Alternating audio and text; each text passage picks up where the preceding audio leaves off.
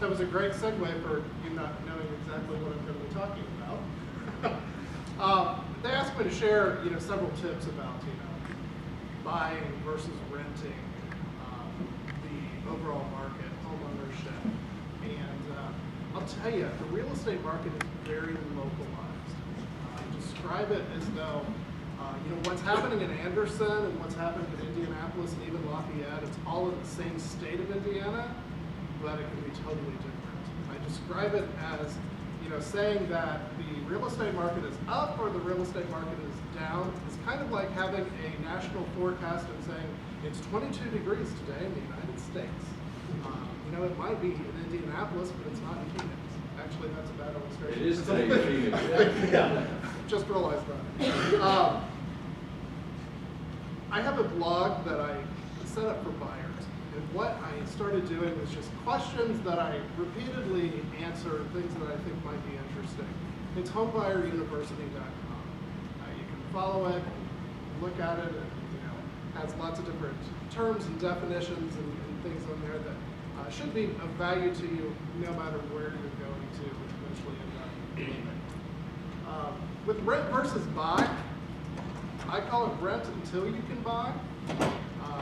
As Jerry said, if you're not building wealth for yourself, you're building wealth for somebody else. And the goal should be to start building your wealth as soon as you possibly can. Last summer I had the pleasure of working with somebody who had graduated from IU and bought her first property, a fixer-upper in Broad Ripple, less than 2 months after graduation. And was so happy for her. She bought a fixer-upper and she didn't own a hammer. And she'd never, done anything. So I mean, it's great following her and her blog and everything, with all the things that she's done. But she knew the importance of building wealth for herself and not having something to pay rent towards. Home ownership is just part of the American dream. A lot of statistics have come out that are a little worrisome. That we're talking about folks that are in their 20s right now don't really want to buy. It's not an interest. Want to be able to just pick up and move wherever, whenever.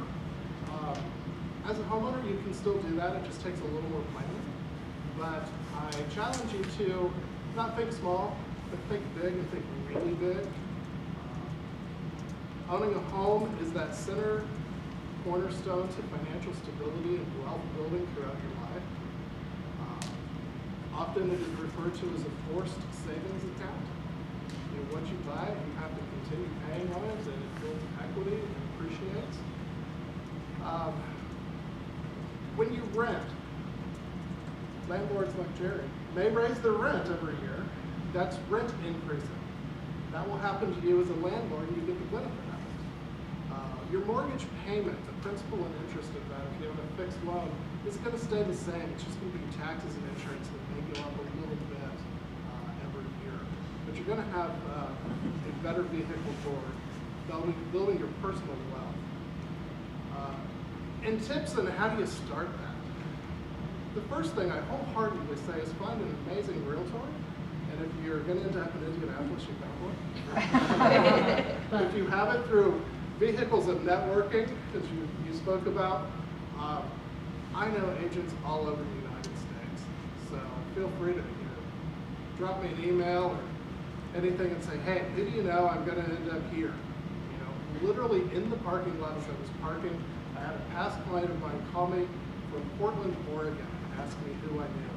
And it was kind of amazing because I knew 2 people to refer him to immediately without even looking it out.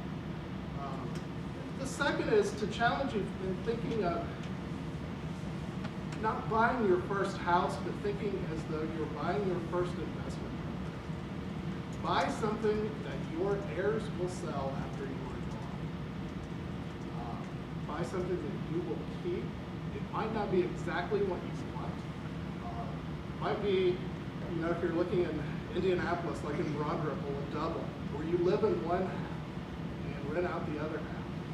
You can buy something like that for a lot less money down as an owner-occupant than if you turn around later and buy something as an investment property. You have to put a substantial amount more down.